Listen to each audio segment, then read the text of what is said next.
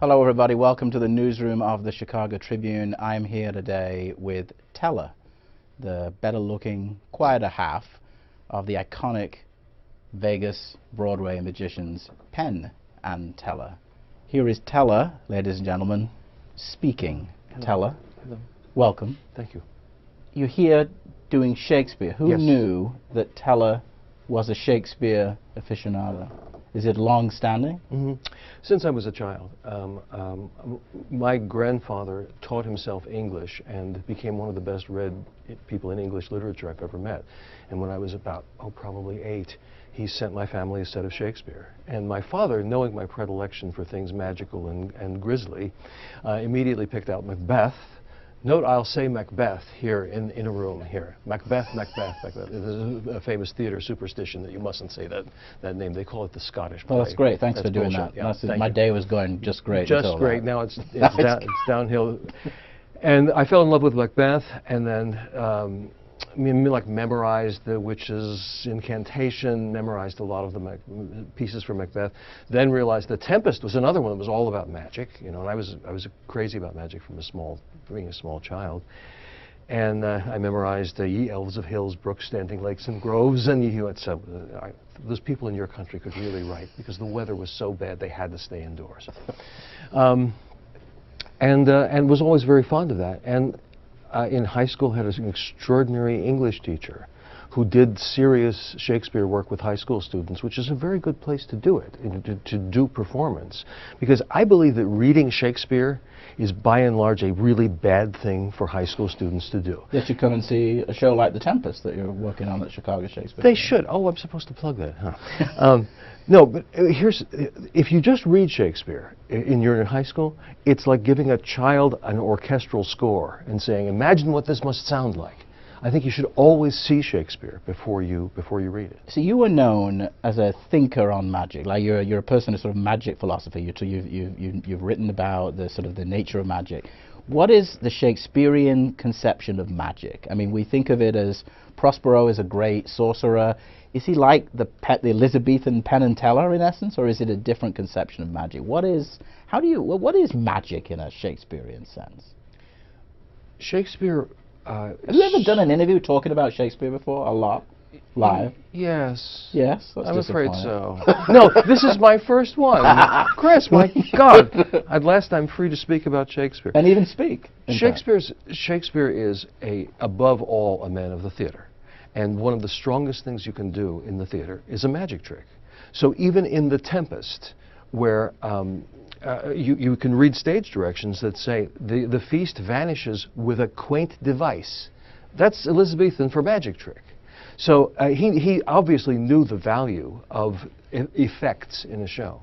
And one of the things that we've done with this production of The Tempest is we've taken the magic that's being depicted seriously. Normally it's just shown by means of theatrical convention. You know, somebody's supposed to vanish, they walk off stage. Right. Something's supposed to appear, it's revealed out of darkness. In this production we have Prospero and Ariel both doing serious magic stuff. And that's very helpful to the story of The Tempest. Because The Tempest is about a great magician who loved magic so much that he screwed up his whole life. Is he a Teller-like personality? Do you see yourself in Prospero? You know, I think the thing that grabs me about The Tempest is that it seems to me to be a story about what would make a person give up magic. And what would make you give up magic? Death. But that's not so with Prospero. With Prospero, he has ruined his life because of his obsession with magic. And now he has an opportunity to go back to his real life. And he chooses to do that over staying with magic.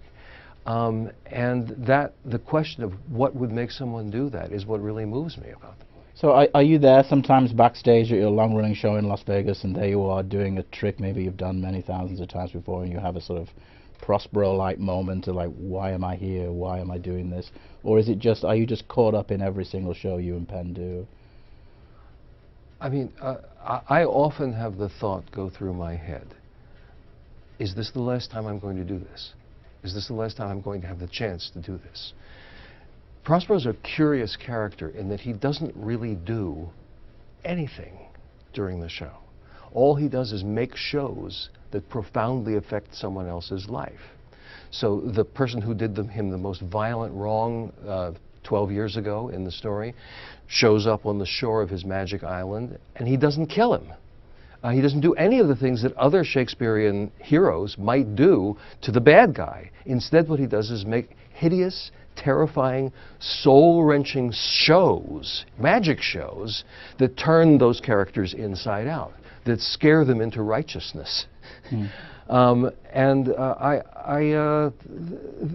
kind of, the idea that one's power comes from the kind of show one can do is very interesting to me. So your professional persona is silent. Yes. So Shakespeare we think of as verbosity personified. There's something interesting about, here's Teller, silent Teller, working with the greatest man of words who ever lived. He's a good writer. I think you cannot really do better than Shakespeare as a playwright. So I think he's really going to go. I mean, places. in those moments when you wonder if it's the last time you're going to do it in Las Vegas, do you ever want to go center stage and scream at the audience and sort of shout loudly, "I'm here, I'm doing"? Are you happy in what you're doing? Working silently is a remarkable feeling on stage. It's a feeling of immense intimacy. When you and I talk, there is a little framework of words between us that we're bouncing back and forth. If you and I go silent, there's a remarkable degree of intimacy that is almost embarrassing almost instantly. And that's the feeling that I get when I'm silent in front of an audience. Wow. And the rest is silence. So what are the other plays that you could how else can you integrate magic in well, theater? Aaron Posner and I have, had already worked together about 7 or 8 on years Macbeth, ago right? on Macbeth. Yeah. Note I'll say Macbeth, the evil word in the theater. And that's another play where it's very interesting to give the audience a sense of what the characters are experiencing very directly. Normally in the play Macbeth, Mrs. Macbeth, who has participated indirectly in a terrible murder, has nightmares in which blood appears all over her hands. And it's normally depicted by an actress going, "All the perfumes of Arabia will not sweeten this little hand," which is perfectly fine, and that's what Shakespeare had available to him. We thought it might be interesting to take the audience on the inside of what she was seeing and let them see what she was seeing. So in our Macbeth, when Mrs. Macbeth is sleepwalking and hallucinating the blood, she first imagines it on her hands and we don't see it. Then she takes her hand and wipes her hand on her nightgown, and now there's a blood stain. And when she comes back, now blood is appearing and pouring over her hands. And eventually she hallucinates the knocking at the gate that was happening during the murder, turns her back momentarily, and when she turns around, she's drenched in blood. And now the very least experienced 14-year-old boy in the audience knows exactly why she's going to go off and kill herself. You're working at Chicago Shakespeare Theatre in a thrust theatre, and there's a lot of people can see, but magicians generally hate thrust spaces because it's harder to hide the tricks. Yes. How are you hiding the tricks? Aren't you scared everyone's going to know how they do it? What about all the people now in on your secrets in the show and everything? We have an army of people who sit in the in the worst possible seats in the house, examining everything from the most critical angles to make sure that everybody gets the proper. But you have worked historically in a proscenium, right? Where or do you? We've worked in all sorts of circumstances. This is an extreme thrust. This is a extreme thrust. Yes, it's a show, a theater that has a thrust that comes out of the audience and the proscenium, so and lots of the action from happens the back, here. in other words. So some things are what we call angly in magic. You know, what does that mean? Angly means that if you look at it from the wrong angle, it looks bad. Those things we place in appropriate positions on the stage. Where is magic going these days? Like, do we have large-scale illusionists who have become prominent? We have sort of a community of smaller-scale magic. Where do you, and now you've got the intrusion of technology and the intrusion of just people who talk on the internet about how things are done. You've had a long career in this field. How has those changes in, say, in social media or technology, how have they affected what you and Penn have done? I don't know that they've affected us very much. Technology is wonderful for sharing information. And so I think lots of people all over the world are now able to view one another's work in magic, but in every form. Yeah. So I'm readily able to see what some prominent Australian magician that I might never have heard of otherwise is actually doing in his show. It's easier, I think, for kids to learn magic because they just they type in card trick and they get 800 million responses. So I think it's wonderful for the art form because it gives people just more accessibility to that. I mean, you probably think that secrets are a big deal in magic. Are they? I mean, most people do. Really not. Secrets for the moment. For the moment that you're watching a piece of magic, it is helpful for you not to be prepared for what's about to happen, so that the surprise takes you, and it's helpful for you for you to have a moment where you go, what?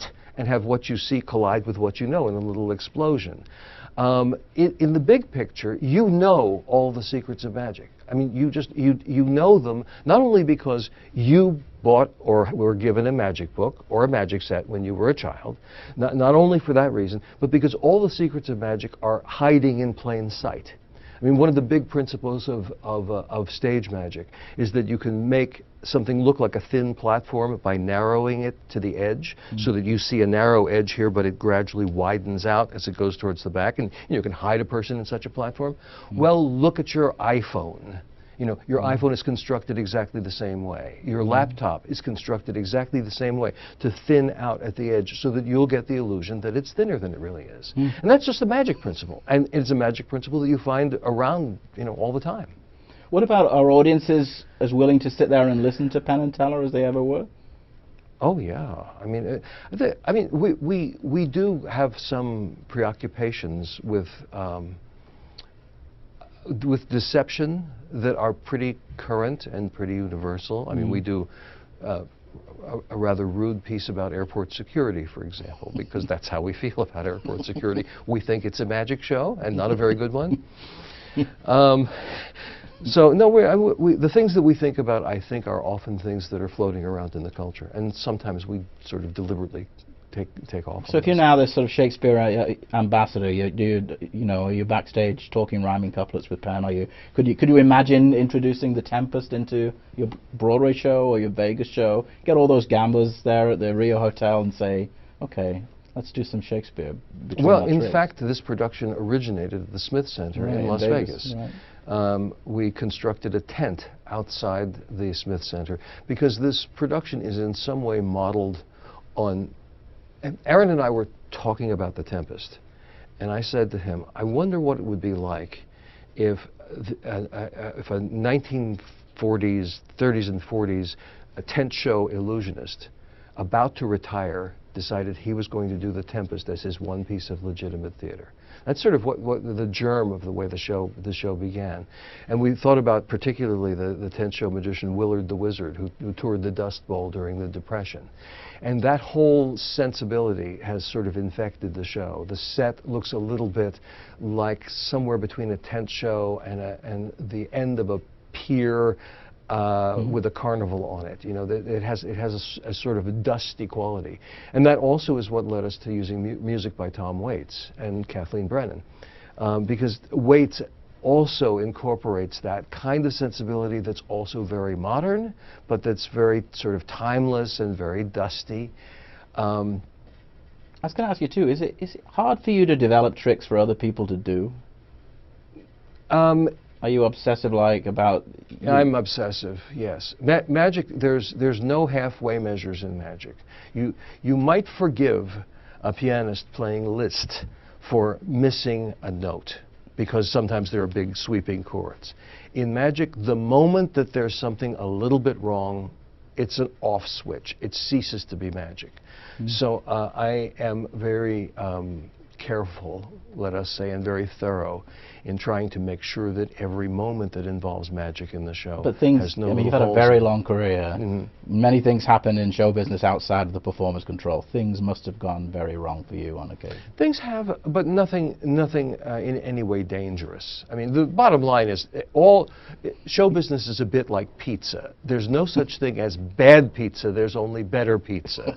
And in show business, people, unless someone is terribly stupid, people do not get hurt or die in show business. Right. And if they do, I consider that an immoral act. Yeah. You know, and when you hear about somebody on a movie set getting hurt, there's no excuse for that. Show business is what we do after the crops have been brought home. You know, the show business is what we do after the wars have been fought. No one should ever be injured in show business. And things have gone amiss, but we try not to have that happen. And it's not like you can talk your way out of it in your case. Well, Penn can. Yes, Penn's very good at talking his way out of things. And now, for the rest of your life, you see yourself as a kind of Prospero figure, sort of there. Well, I'm the right age. You know, I'm just about the right age for Prospero. But I'm not going to give up magic. This is a trick that I am not very experienced with.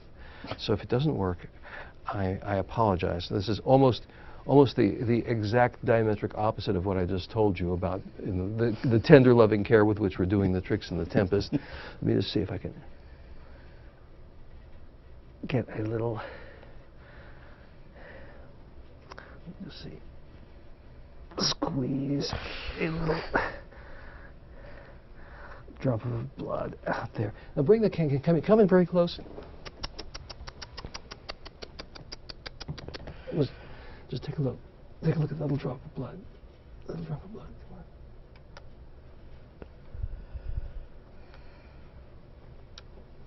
That's a very good trick. Use my coffee cup. All right, here's a little. Thank you for providing me with both a coffee cup and a piece of tin foil. Can I just say no expense spared by Tribune Publishing in the provision of props for Teller, ladies and gentlemen. Absolutely. No expense spared. Oh goodness gracious! I'll just put that away. Oh, for heaven's sake! You know, there. All right. That's just stupid. Isn't that silly? I mean, oh Jesus! That's a little trick. We do better ones in the Tempest, really, much better. Very good.